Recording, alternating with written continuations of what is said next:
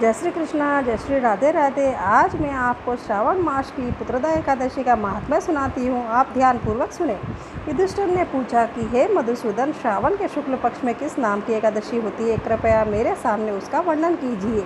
भगवान श्री कृष्ण बोले कि राजन, प्राचीन काल की बात है। द्वापर युग में प्रारंभ का समय था। महिष्मतिपुर की राजा महिजीत अपने राज्य का पालन करते थे, किंतु उन्हें कोई पुत्र नहीं था, इसलिए वह राज्य उन्हें सुखदायक नहीं प्रतीत होता था। अपनी अवस्था अधिक देख राजा को बड़ी चिंता हुई। उन्होंने प्रजा वर्ग में बैठकर इस प्रकार कहा कि प्रजाजनों, इस जन्म में मुझसे कोई पातक नहीं हुआ। मैंने अपने खजाने में अन्याय से कमाया हुआ धन नहीं जमा किया है। ब्राह्मणों और देवताओं का धन भी मैंने कभी नहीं लिया है।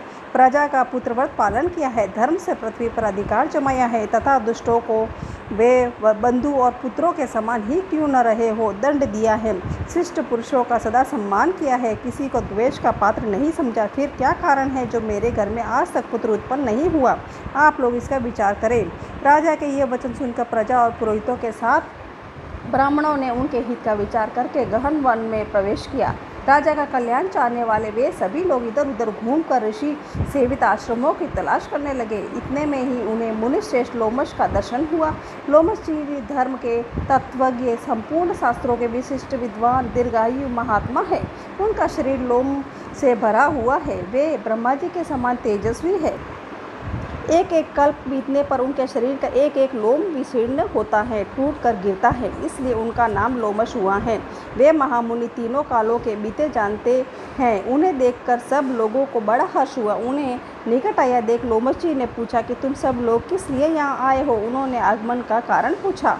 तब तुम लोगों के लिए जो हितकर कार्य होगा उसे मैं अवश्य ही करूँगा। प्रजाओं ने कहा कि ब्राह्मण, इस समय महिजीत नाम वाले जो राजा है उनके कोई पुत्र नहीं है। हम लोग उन्हीं की प्रजा हैं, जिनका उन्होंने पुत्र की भांति पालन किया है। उन्हें पुत्रहीन देखकर उनके दुख से दुखित हो हम तपस्या करने का दृढ़ निश्चय करके यहाँ आए हैं। द्विजोत्तम राजा के भाग्य से इस समय हमें आपके दर्शन मिल गया है। महापुरुषों के दर्शन ही मनुष्यों के सब कार्य सिद्ध हो जाते हैं। मुने, अब हमें इसका उपाय उपदेश कीजिए जिससे राजा को पुत्र की प्राप्ति हो। उनकी बात सुनकर महर्षि लोमश 2 घड़ी तक ध्यानमग्न हो गए। तत्पश्चात राजा के प्राचीन जन्म का वृत्तांत जानकर उन्होंने कहा, प्रजावृंद सुनो। राजा महिजीत पूर्व जन्म में मनुष्यों को चूसने वाला धनहीन वैश्य था। वह वैश्य गांव गांव घूमकर व्यापार किया करता था। एक दिन जेठ के शुक्ल पक्ष की 10वीं तिथि को जब दोपहर का सूर्य तप रहा था, वह गांव की सीमा में एक जलाशय पर पहुंचा। पानी से भरी हुई बावली देखकर वैश्य ने वहां जल पीने का विचार किया। इतने में ही वहां बछड़े के साथ एक गौ भी आ पहुंची। वह प्यास से व्याकुल और ताप से पीड़ित थी, अतः बावली में जाकर जल पीने लगी। वैश्य ने पानी पीती हुई गाय को हाँक कर दूर हटा दिया और स्वयं पानी पिया। उसी पाप कर्म के कारण राजा इस समय पुत्रहीन हुए हैं। किसी जन्म के पुण्य से इन्हें अकंटक राज्य की प्राप्ति हुई है। मुने, प्रजाओं ने कहा कि हे मुने, पुराण में सुना जाता है कि प्रायश्चित रूप पुण्य से पाप नष्ट हो जाता है, अतः पुण्य का उपदेश कीजिए जिससे हम पाप का नाश हो जाए। लोमश जी बोले, प्रजाजनों, श्रावण मास के शुक्ल पक्ष में जो एकादशी होती है वह पुत्रदा के नाम से विख्यात है। वह मनोवांछित फल प्रदान करने वाली है। तुम लोग उसी का व्रत करो। यह सुनकर प्रजाओं ने मुनि को नमस्कार किया और नगर में आकर विधि पूर्वक पुत्रदा एकादशी का व्रत का अनुष्ठान किया। उन्होंने विधि पूर्वक जागरण भी किया और उनका निर्मल पुण्य राजा को दे दिया। तत्पश्चात रानी ने गर्भ धारण किया और प्रसव का समय आने पर बलवान पुत्र को जन्म दिया।